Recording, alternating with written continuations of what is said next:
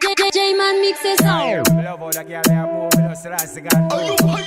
they go on mad. Love how the girl they shake the thing, they no trust me.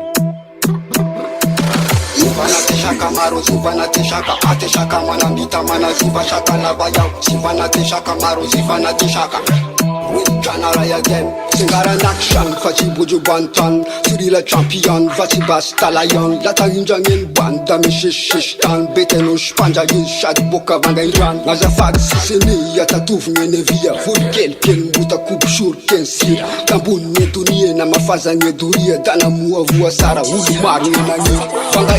Tuch, Milasanitat, Puch, Yaudamatuk, Fasirazana, Buch, Sibula Val, Vuta, Kivasin, Vanga, Ula, Kizara, Netan. Shatan nul mutuku Avarachan nutana Lere yula nenboa Simila mire bel Njeda ngat geria Kapkiv njema mai njema futa kikomba Mimania mieza Samambela na uja Vang olala ndafa ude vanganjano Asi masimana ngamisika vamizano Angimishe fachange Nilevenga nyabape Itambare razambe Original shakatu Vang olala ndafa ude vanganjano Asi masimana ngamisika vamizano Angimishe fachange Nilevenga nyabape Itambare razambe Original shakatu Njenda ya no shulafa kinga kivu mitadia Marula la film lava kida tuzo vongedia Tamarisha kesho mash Simkanja tigraf Nefetenga mesa batayina ramata Kuzai sara ngefananga pela tanga Kaninga mbanzaba chefitiavanga ni mama Mitambara wa minama nofa kamandea raiki Si mangari yave jana raim kiki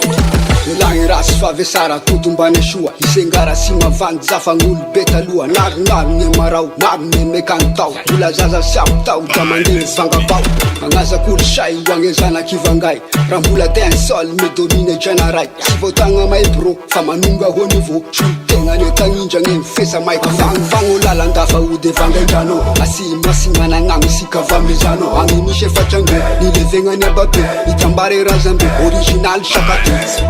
Vang olala ndafa ude vanganjano Asi masimana ngamisika vamizano Angimishe fachange nilevenga nyabape Itambare razambe original shakatu